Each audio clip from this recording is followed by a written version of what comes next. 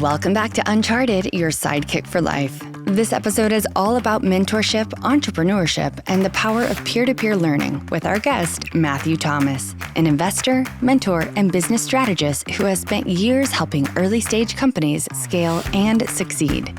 Matthew's journey took him from a small town in Oklahoma to the University of Oklahoma to working in startups and eventually building and selling his own company, Academic Works.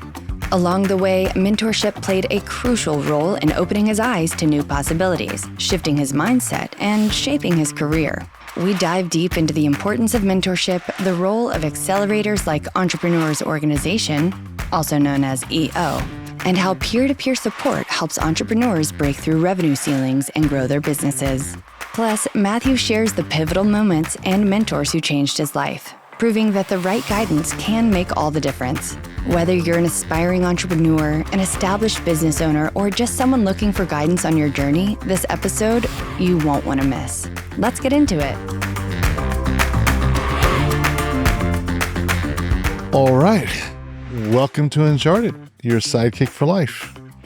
I'm excited to have Matt Thomas in the house today. Welcome. Glad to be here. Thank you. And as you know, Matt, we are here to talk all about mentorship, all about how that, what we found is historically like 10% of people like have mentors throughout their life. They kind of open up the world for them and take from inside this, I always call it a box, go to school, get your career, and then kind of thinking outside the box and seeing the grander world for what it is.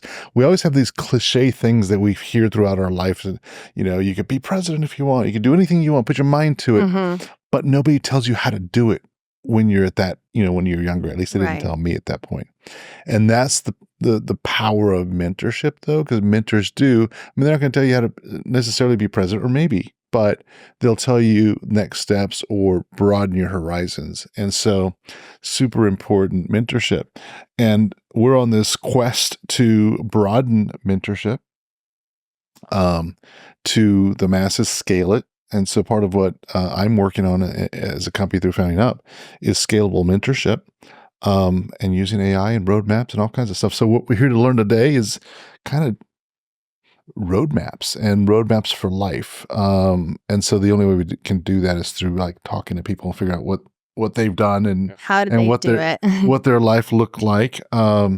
So yeah, why don't you tell us a little bit about what you're doing today, and then maybe we work backwards. Okay, sounds good.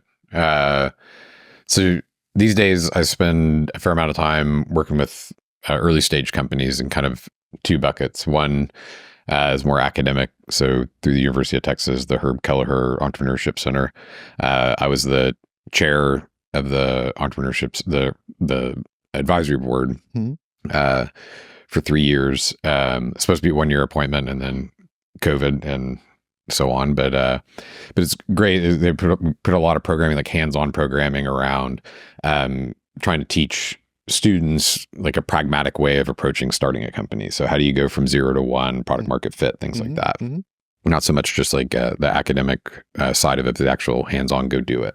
Cool. And so that's kind of one bucket, and then the other is advising early stage companies that are actually operating companies. So one is through this organization called the Entrepreneurs Organization. It's a worldwide organization. So we have an accelerator here, which that term, it's been around for 20 years. That term is morphed where it's kind of people associated with like, we'll take a stake in your company and give you office space. We don't do that. This is people, we're a nonprofit. Yeah. The companies pay to be members, and then we have programming like monthly accountability groups and some bring in speakers and so on to help get these companies from 250,000 to 2 million, and then once they hit 2 million, then we graduate to the EO group. I've never heard of a nonprofit accelerator. Yeah, it is a bit of an odd duck, but it's been around for, like I said, for 20 plus, EO has been around for 20 plus years, 30 years. And then the accelerator side has probably been 15, 20 years.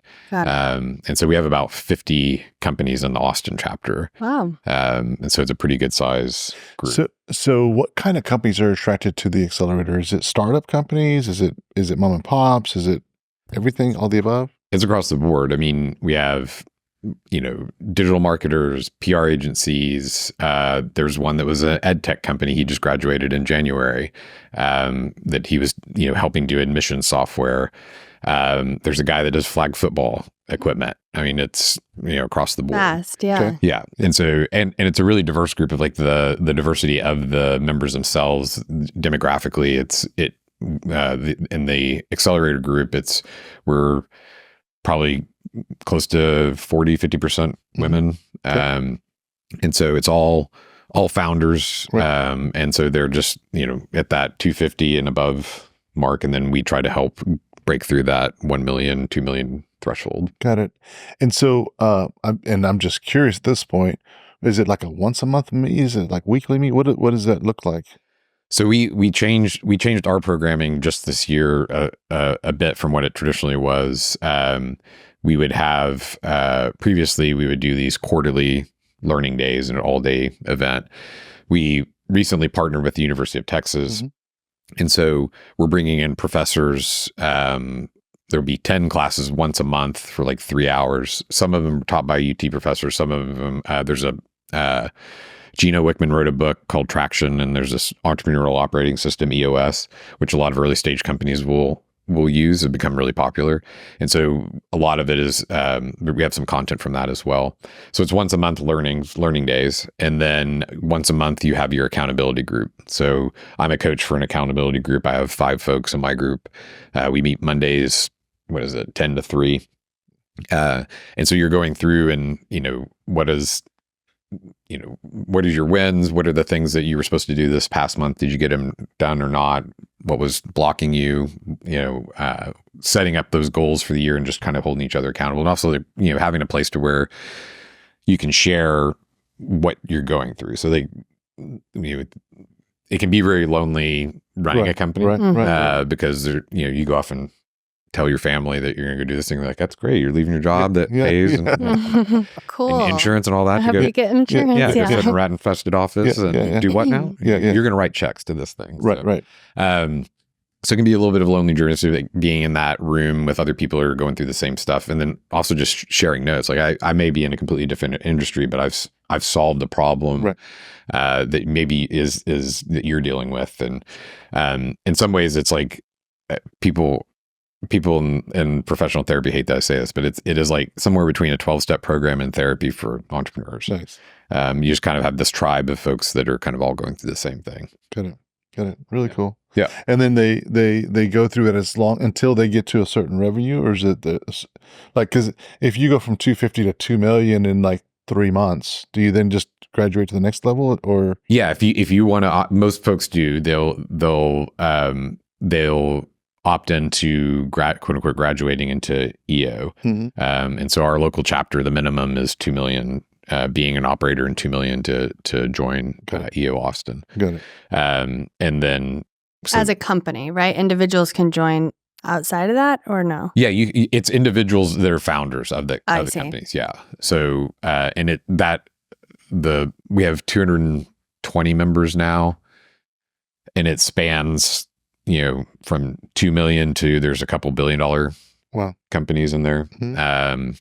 So it's a wide gamut, and the type of companies. Like I was in tech, but there's not there's a handful, but we're not mostly tech, even though Austin being trending as a tech city. Does that look different than the accelerator? Is it still a once a day or once a month full day thing, or is it different? Yeah. So a good question. So we put on events and learning and things like that. So 2 years ago, I was the learning chair. And so we did a partnership with UT, and that's actually kind of what spurred the thing that is now the accelerator is doing. But we just did random classes, like here's topics that are interesting and these are experts, and brought them in.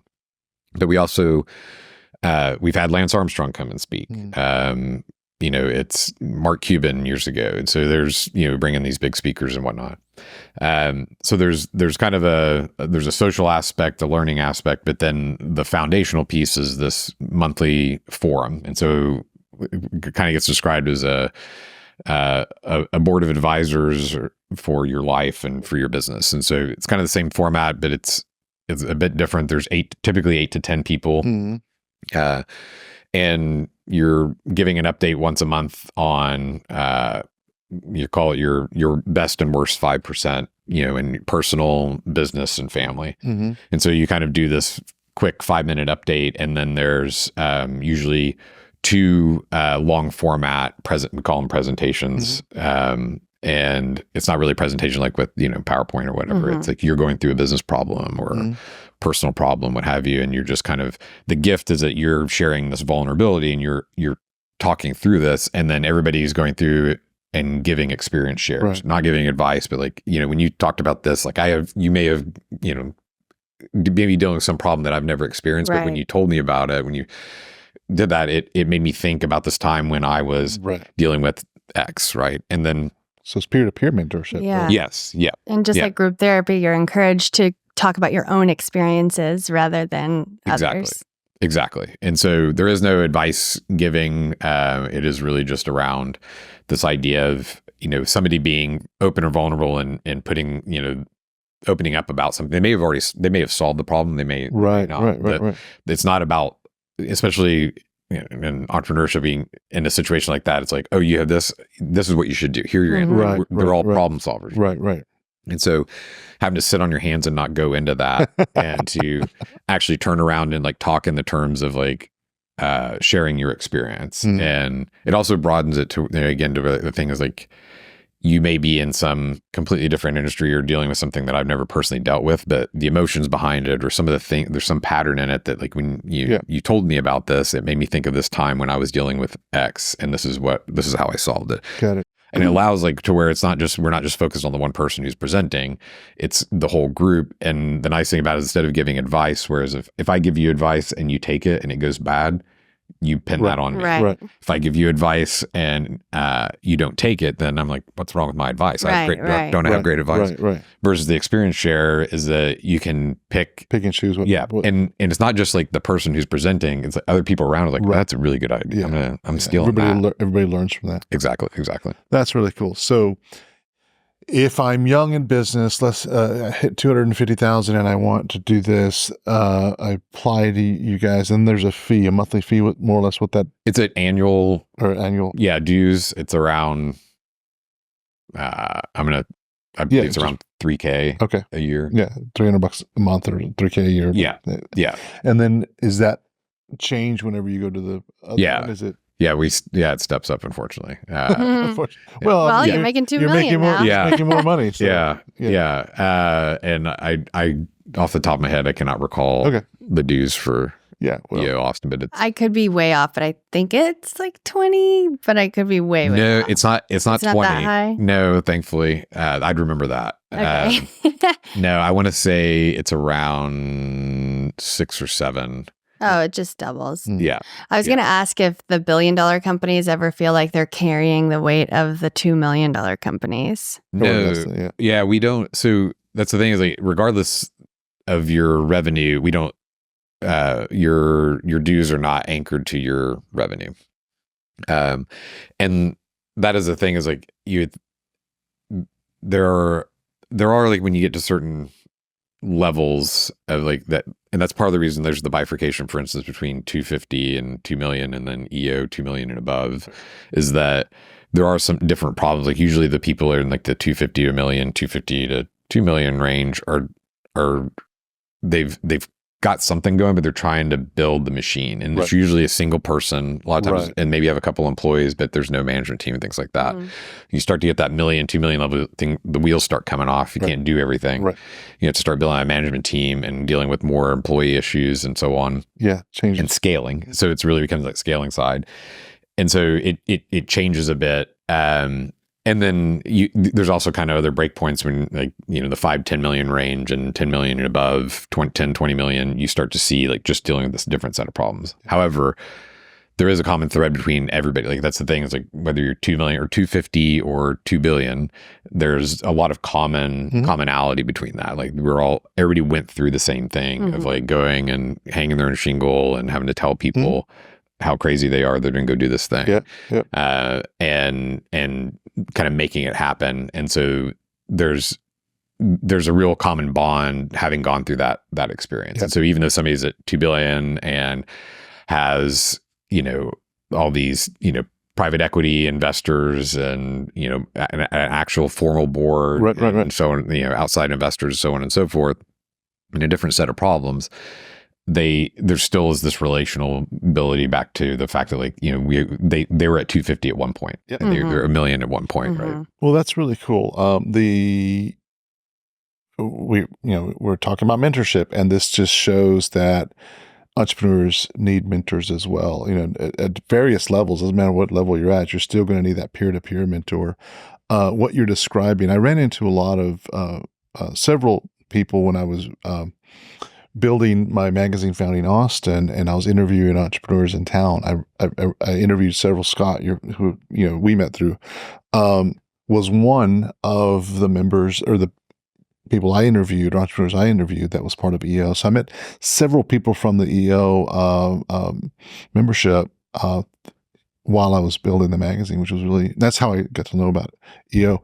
And I will attest that when I first started the magazine, before that I was doing my financial planning firm, and you're right, it felt really lonely because you were making all the decisions. But as soon as I started interviewing someone, and it was that peer-to-peer kind of like, oh, you're running through the same things I am, you started feeling this connection of like, I'm not alone. There's so many people out there that are doing the same thing. So I can definitely attest to the value of kind of being in a group that is kind of tackling the same problems. So that's pretty awesome. Yeah, I mean, when I got suggested to join, I was like, no. Why? Because I'm generally introvert. Doing this is out of character, but right. I'm introverted, and this idea like I'm gonna go sit around a bunch of strangers and be vulnerable. I'm gonna meet once a month and bare my soul to a bunch of strangers, and then they have these parties, and then I'm going to pay for the privilege of all the stuff that I do not want to do. Yeah. I was like, yeah, sign me up. Like, how? Yeah, no thanks. I'm going to have all this pain and pay you for it. Yeah. And then I ended up getting, I was like, fine, I'll do it. I'll give it an honest shot for 6 months. And then within 6 months, I was on the board. So not only did I drink the Kool-Aid, I started passing around to everybody else. And it's now, 10 years later that I've been in the organization, and, it was a life-changing thing of just, a lot of growth and, in putting myself in situations that were not necessarily where I would actually lean into, but also the realization too of sometimes I think we can, our aperture can be really small, and thinking that like, okay, I had an ed tech company. And so at the time I was pretty tied into the tech community in Austin. It was like, I know where the software engineers are. I know all the meetups. I don't need any more network. I don't need to pay for more friends. No, I don't need every other night I'm going to some meetup to, whatever. And my calendar is tapping out. Right. Yeah. And it was they were great, but they were also just like, a lot of that stuff was like talking about technical stuff. And then getting into EO, like the switch is, so to do, when you get in, you go through forum training, you actually like an all day training to learn like the forum format and how to be doing experience share and whatnot, open, vulnerable, all that stuff. And I was doing that training, which I hated because I was I wore a suit, basically. I wore like a dress shirt and slacks. So I thought this was like a formal thing. And I show up and the guy that's like running the thing, his name's Lee. He's a good friend of mine now, but he was wearing flip flops and a surf shirt and shorts. That's Austin CEOs, by the way. But he was in Colorado. He's from Colorado. That's funny. And now in the Bahamas, so it tracks. But I walk in and I thought he was like doing like food service and setting up. And then, so anyway, I'm like, I'm in this room, I'm going to be in this room for 8 hours, there's no windows. Like I'm signed up for this organization, like all the stuff I hated. Right. Yeah. And so we start talking, and there's one point, there's this woman that had a, like salon business, and, she was talking through, there's this, an issue with employees and how she solved it. And as she's talking, like, this is an issue that we had been dealing with and had been fighting about for 3 months and could not get anywhere on. And then she's just like, yeah, we had this thing. And then here's this like elegant solution. And prior to that, I was like, I'm looking around the room, like there's nobody here in tech. It's like salon, this person makes bug, like insect repellent stuff. And this guy's got a consultancy for government. And like, I have nothing in common with anybody here. Right. Like, what the hell am I doing? What am I doing? And then she just goes through and like answered this problem that had been literally keeping me up at night for 3 months, and we have nothing in common, right? Wow. And so then I was like, okay, all these people have all the answers. I want her to talk more, like, telling the facilitator, like, Lee, wait a second, I need to hear more from her. She knows how to solve everything I'm dealing with. And so that was kind of like that first time of like, I was just thinking that I need to know people that who've done exactly what I've done or are in the space that I'm in, and that's where all the answers are, because that's the path, that's the room. And the reality is like there's this idea of R&D, which is rip off and duplicate. And so where you get that is if you're just like looking at this small thing, it's very homogenous. Like everybody's doing the same thing. They're probably all making the same mistakes a lot of times. Like sometimes we've solved some problems, especially like it's like say tech, like here's this bug, like here's a couple ways to solve it, and everybody's done it. But these broader problems, these harder ones, like that's where like opening up that aperture and actually listening to other folks, and it's like that, and going back to the experience share type of thing, is that you may not have had exactly the same problem, but like here's some of these twists of the way you did it. And like this sounds like a trite example of it. Another like real one is talking to a guy about how we had software engineers and customer support, and the customer support people are very gregarious. They talk, that's what we want. And some of them, their voices kind of carried, and we were in kind of, we'll call it B space, but it was really like maybe a C plus, office space. And the software engineers are like, need quiet. I need to just, focus. And we had walled them off. They were we called the fishbowl. We had walled them off, but the air ducting allowed it just to like carry over. So anyway, we had one conference room, and it was one big conference room, and then these customer support people would go and use that conference room. Like one person sitting at a giant table eating up the entire room just to do a call. So it caused a conflict, and I was lamenting about that to somebody. He's like, "Oh, I had the same issue. We just made these small phone closets, and we're in this again weird building." And like, yeah, we have this gap. And so we ended up making 3 phone rooms, 4 phone rooms, and it solved the problem. Like then people go in, it's like, like I said, it sounds ridiculous, but this is a thing that like we're like having to navigate. We have one conference room, and anytime you want to have a meeting, like you're having to step on everybody's toes. And like, here's this purpose built, and this guy's dealt with the same issue. And if I hadn't had that, and he different space, like had he not shared that, then I would have never we would have just been grinding through this thing, and it was just beautiful little solution. So there's those types of things. Yeah, that's great. Yeah. And I just love that you embraced what you were most uncomfortable by.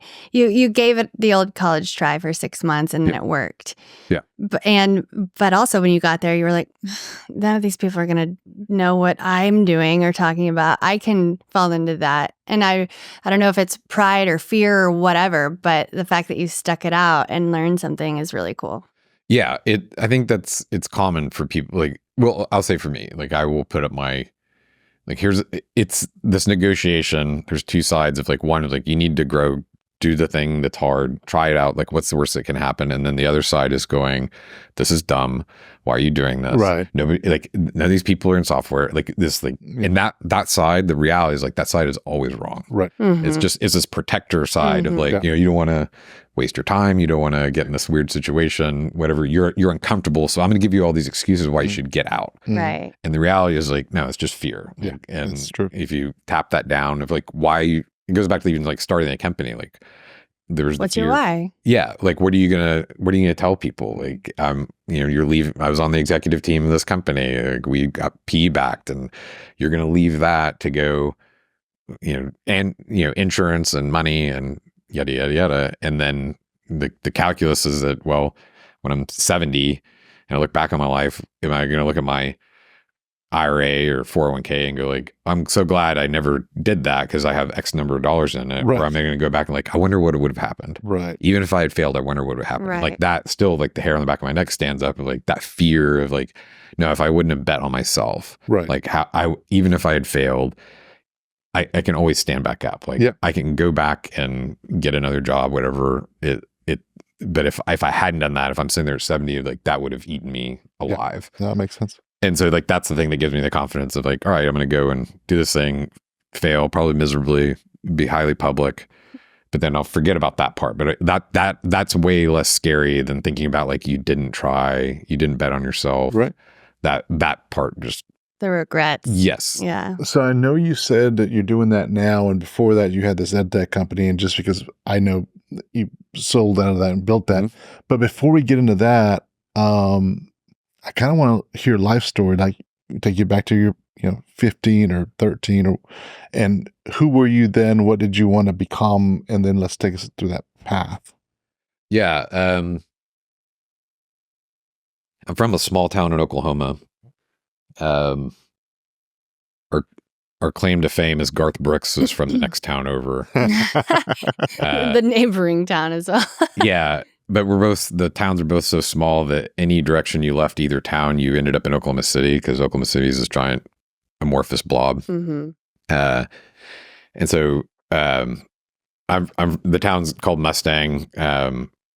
Garth, I can call him by his first name because he's a neighbor, is from Yukon. We had Puke on Yukon t-shirts, which you can't find anymore. But anyway, small town. And like I had when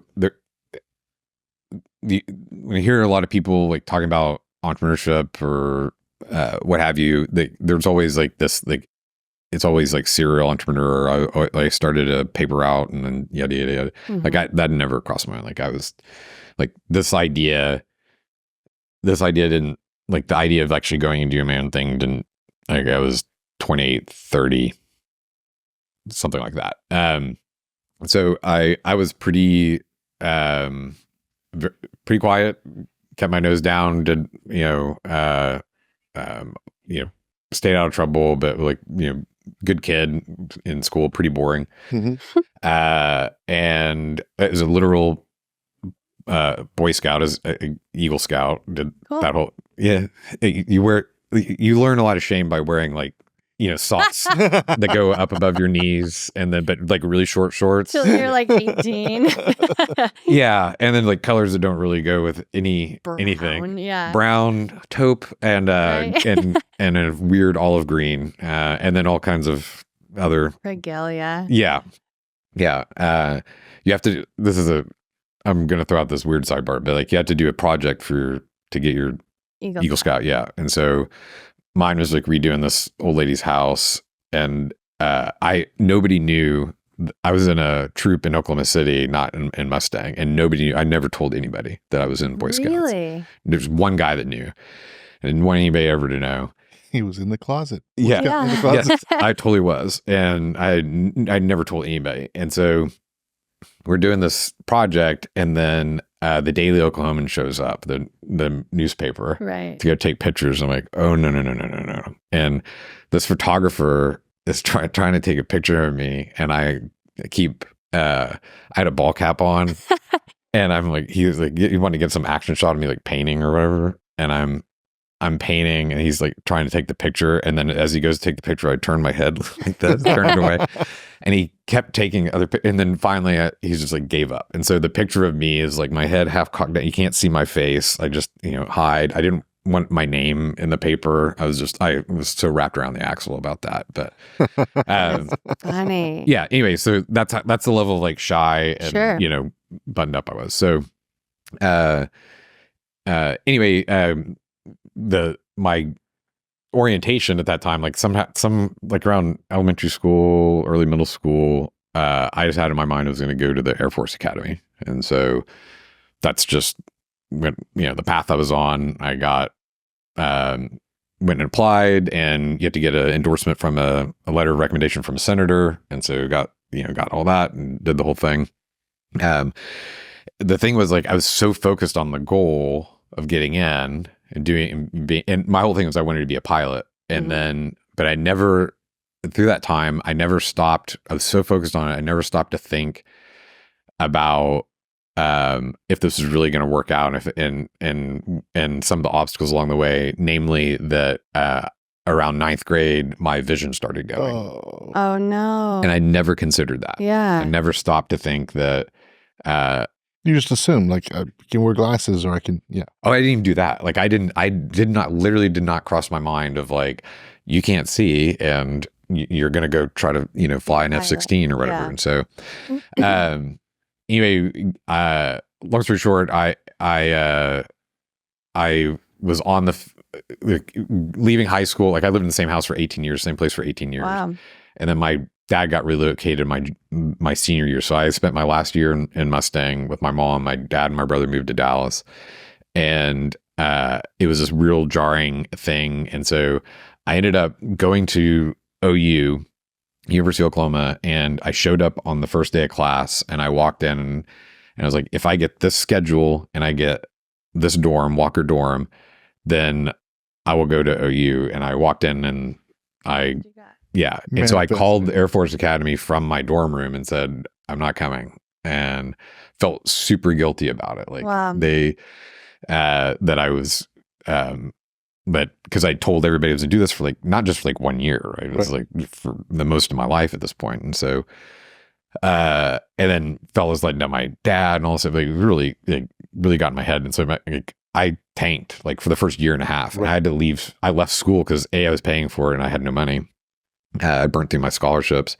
And then B, my grades were tanking. Like I went from straight A student to where like I was barely hitting C's, And so I ended up getting a job at a nuclear power plant as an intern in Arkansas. And I was there from like January through August. And it was great because it was it was one of those inflection points, is the thing that like I realized that if I didn't get my act together and actually, rethink things and just like pick myself back up, my only choice in life was to work at this nuclear power plant, which nothing against people working nuclear power plants, but for me, it was like, I don't want to do this. That wasn't like, your path. I want to have options. And so it just kind of reoriented me, and I went back and, I was a mechanical engineer and started working 20 hours a week and taking 18 hours of class and just like, refocused. But what it did is like so your grades came back up, everything else. Yeah. Oh yeah. My grades got like, oddly enough, like I had less time, but higher grades. And so, cause I was working all the time, but what it did for me is like, it like that extreme of like what happened is like, it went from, the first part of my life, I was just like focused on this one thing without any ever reorienting. Right. Like you it's good to have a North Star, but if you're just walking and then there's a cliff and you just walk off the cliff, like that's the thing. It's like, we need to have a North Star. We need to have a place to orient, but it's the route. Like we have to take the circuitous route to get there. Right. I was just like walking into like thorn bushes, whatever, along the way, and just like, no, it's this way. It's this way. This is what I want to do. And I'm gonna do. And somebody was like, if you just go this, it'll take you a little bit longer, but this might be the better. No. This is where we're going. Like, do you really want to go there? Yeah, you have to go this way. Like, and never reconsidering. Well, what I like about what you just said though is like, because that also, once you realize that you're not going to do that, the emotions that you had to go through just tanked your grades, tanked your focus, tanked everything. And it wasn't that you weren't skilled, it was just that your mind wasn't, like you lost your kind of your place where you're going. As soon as you went through the other 8 months at new, and had to revisit and reflect and figure out, then you started working harder, longer, and grades went back up, everything went back up because you had it in you all the time. It's just your focus had to recalibrate. Yeah, and it went from being like hyper focused to the point of like detriment, like not letting go, not being willing to change or adjust the path or reconsider, is this still the place we need to be going, to being pushed me into a place of like, my only option is this one thing. Mm-hmm. My only option is to work at a nuclear power plant in Russellville, Arkansas. And so like I went from hyper focused to where like, now you have no options. Mm-hmm. And when I got back to school, and what ended up happening is, getting stuff back together, like what I wanted is like, I was fearful that I was gonna lose it. Yeah, I was having no options. So what ended up happening is like that I was always looking for, like trying to figure out a way that like, where are the exits? I want to have multiple paths to be able to consider. And the thing that I've realized, like I would, whatever I did, I ended up getting my grades back up and whatnot. But like the reality is that I wish I could say like I got everything on like my career in particular was all based on merit. That you looked at my resume and my transcripts and you're like, yeah, this is the person we need or hire. Never happened. Like what happened is that I ended up being good at the thing I've been good at is that when they're making myself available to opportunities of like looking for those things, and when those things happen, being open to considering them and actually leaning into them, right? And not just being so like where I was originally, like, no, I am going to the Air Force Academy forever. This is what I'm doing. I'm walking a straight line, even though this is dumb. And so flexibility versus force. Yeah. And just being open, like to those things. Like my career, the jobs that I had, the roles that I had, in my mind, I may be thinking about like, yeah, this goes back to like the Boy Scouts, right? You're like, you're tenderfoot, and then you get second class, first class, star, heart. Like there's this leveling up, and like the military is the same thing. Like you go through and do these things, like that. My mind can be oriented that way, but reality is like where I've found success is when there's these opportunities to like stumble into. Like I wish I could say like I planned my career. I knew I would be here someday. Like this, I knew we would be. Like, the reality is that's not how it works, and I had a lot of people that have helped me along the way, going back to the mentorship and just in being open, like doing my best, but being open when those things, those doors come available and being open to considering them. It sounds like it took this bigger event because what I heard you say is up until 18, you had this laser focus and you weren't listening to any outside advice at that point, but you had to go through this kind of failure, stop, reset, and then that opened your mind to like listen to others, and then that's where the mentorship started helping you along the way. Yeah, I would say that it was even more of just the being. It's not bad being goal oriented, but I was like, this is the thing that has prestige, or this is people value this. I'm going to go do this hard thing. And that's success, is doing something hard that other people can or won't do, and doing it against all costs, and rather than actually pausing at any time thinking like, do you really want to do this? What do I want to do? Why do you want to do it? Oh, you want to fly. You're blind. That's how are we going to, navigate that? Yeah. That's so important. As a conversation I was having yesterday about, with the gold medalist we were talking about earlier, he's, the similar point in this is that, the danger, he's like, there's good and bad. The bad is that you get externally validated, that you have this, what you said, systematic thing to get here, and then you're competing against everybody else. This external validation versus looking inside. And that's what I'm hearing here as well. It's like you weren't looking inside, what's making you happy. You're like, I'm going to go, if I go do this, everybody else will recognize, versus a growth within, which is you're always, how am I becoming my best self? Yeah. Right. And so it sounds like that shift happened for you when you went from this to now you're open and you lean into things because those things were teaching you new things and you were becoming a better self. Yeah. And I wish I could like, I wish I had that level of cognition or recognition at that time. It's Sometimes it's reflection. You got to look back and I'm 48 now. I probably just now realized this. Sure. Like right before I walked in the door. Yeah. But it like clicked. But like at that time, no, I didn't. Like it's been more of like thinking back, or like, all right, what are the things that worked and what are the things that didn't in my life? And what are the things that, I hate doing shoulda, coulda, woulda. Like there's no time machine. It's all, even if we did have it, we've seen all the movies, it always breaks. You can never go back far enough.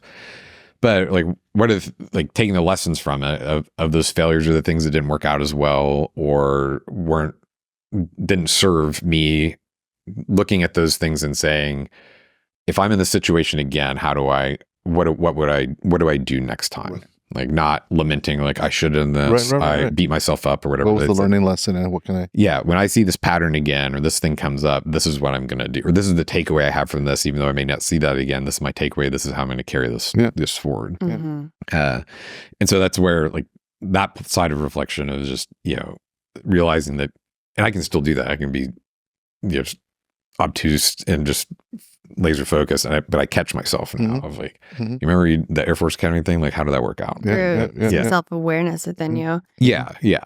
Could you tell us or give us an idea of some of the mentors that you can give any credit to along the way, like when you went back to OU after the nuclear plant?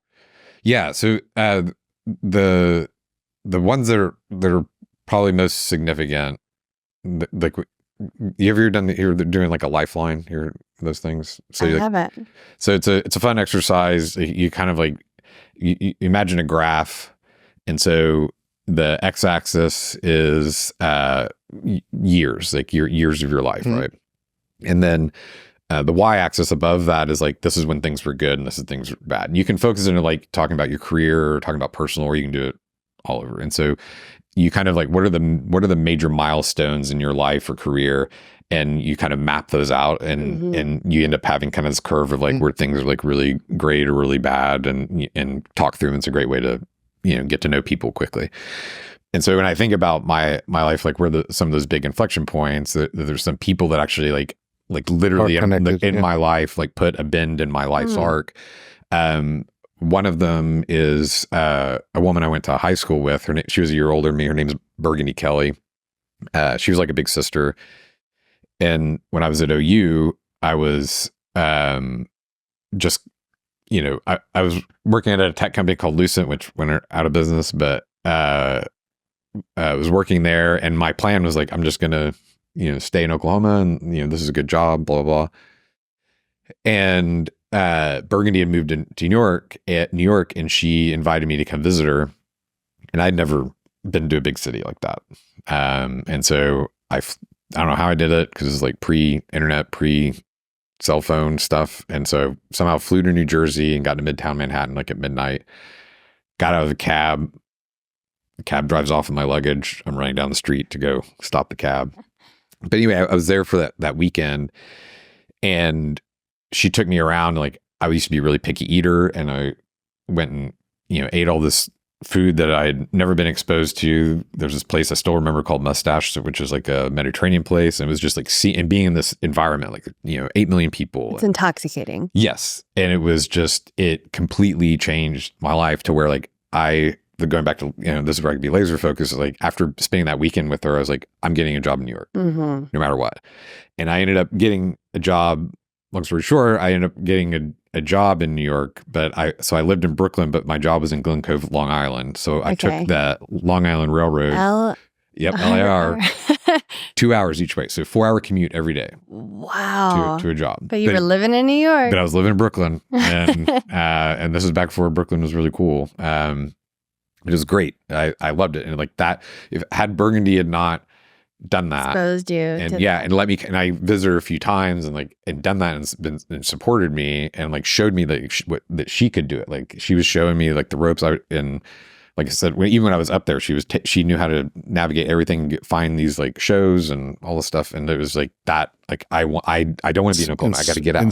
Inspired you, like, change. And you wanted that, you craved that culture as well, probably when you were there. I lived there for 12 years. Oh, really? It's my favorite city in the entire world. Yeah, it's amazing, right? So going from like small town Oklahoma to even like University of Oklahoma is 25,000 people. And that's including faculty and staff. Like, it's everything, right? The town's 25,000 or whatever. And then going to like 8 million, and then all the food, the culture, all that stuff, and just like seeing that, like realizing, oh, there's this huge world out there. Like, had she not opened that door, had she not done that for me, like, I'd still be in Oklahoma today. Right. And then fast forward, the other really big one was I ended up, I left OU, graduated from OU. I worked for a startup in Austin. I showed up here. They said, no, we meant Boston. And the offer letter says Austin. It's like, yeah, we meant Boston. So I lived in a hotel. Oh, wow. So it was their fault. Yeah. So I lived in a hotel for 6 weeks here, and then moved to I drove to Boston, and then I didn't go back for 6 months. I was on the road.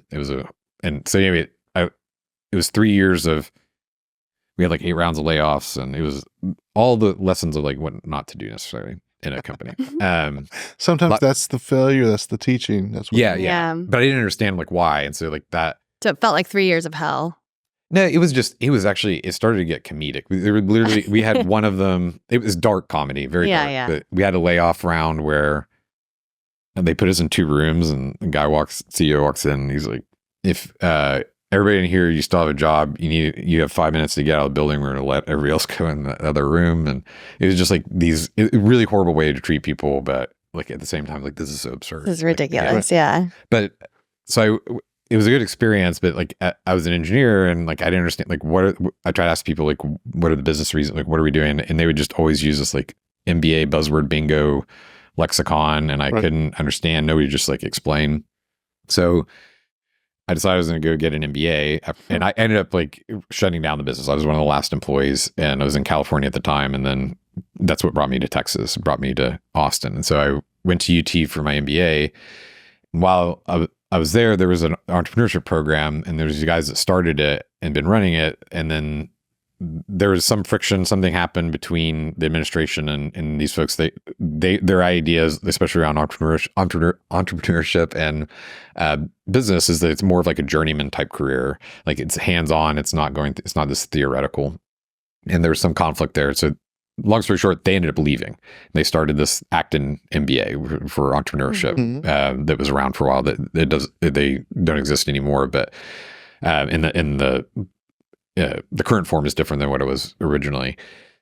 But one of the folks that was there, he, between leaving UT and starting Acton, didn't want to get rusty on teaching, and so he started teaching this class across the street from the Macomb School. There's a church across the street, just the south of it. And so in one of like the Sunday school rooms.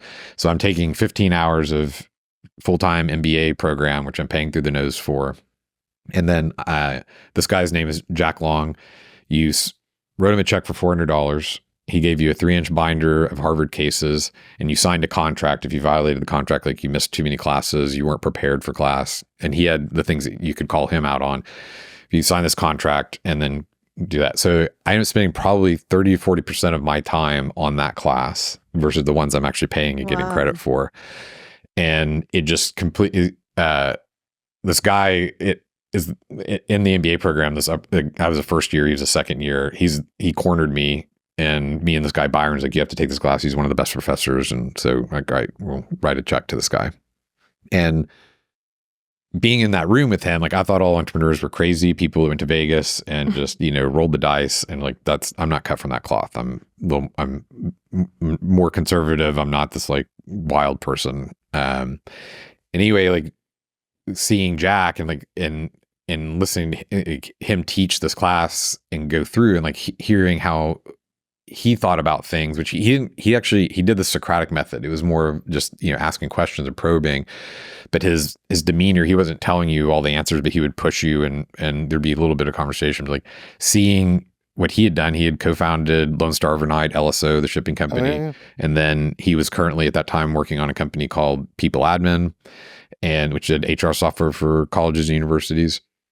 And so seeing him and being around him, like, it's like, it's like if this guy can do it, then I relate to him. Like maybe I could do something. Like I don't know if I could start a company, but maybe I could I want to give it another whack at startups. Like that first one was a weird tour of 3 years, but maybe this would work out. And I ended up meeting his business partner, Jeff Carpenter, and the real reason Jeff wanted to talk to me was because I was from Oklahoma and he wanted to talk, somebody to talk OU football with, being in the belly of the beast.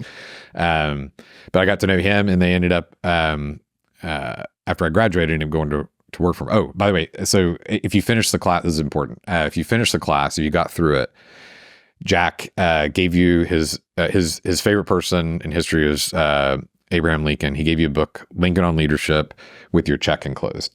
If you had violated the contract, like you missed too many classes, you weren't prepared, he cashed your check that morning, like you got burned.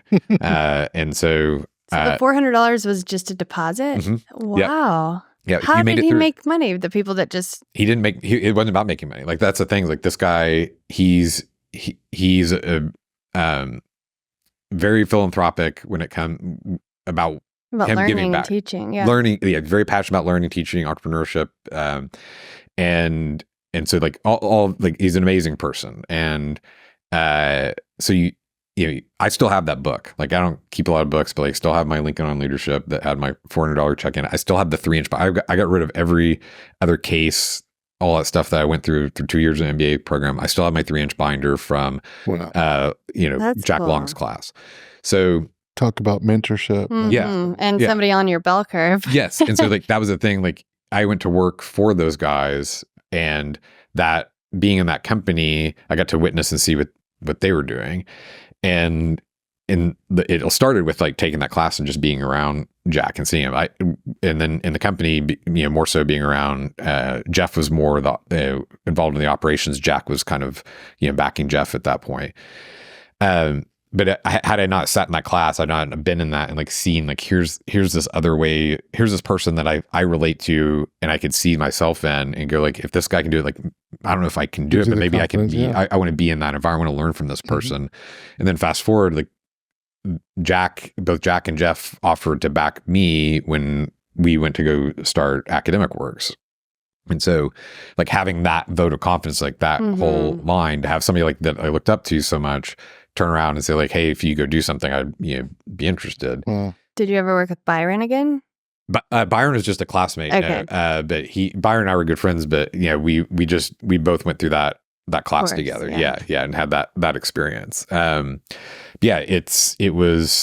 was a huge turning point. I love it. I love it. And this is why we do this show, because there's so many people that, if we think about the statistics, only 10% of people have think about a mentor to kind of help them in life. But we hear roadmap stories like this, where it's like, I'm doing all these things, I have this laser focus, all this thing happens, and then a couple of people just really change my life, open my life, do all of these things. So I can't believe that we're already out of time today. That was That is crazy. Such an engaging story. No, it was great. How was that an hour? I was just here we're like, for it. Interesting. A lot of sidebars. But no, it was an amazing story, and I hope and I know that the audience will get a lot from that. Cool. Thanks for being here today. That was my pleasure. Really so loved the story and the learnings. Great. Yeah, I really appreciate the opportunity to be here. Absolutely. Thank you so much, Matthew Thomas, for sharing your incredible journey, wisdom, and insights on mentorship, entrepreneurship, and business growth. His story is proof that the right connections and mentors can open doors, shift perspectives, and accelerate success. If you enjoyed this episode, be sure to subscribe, rate, and leave us a review. It helps us reach more listeners like you.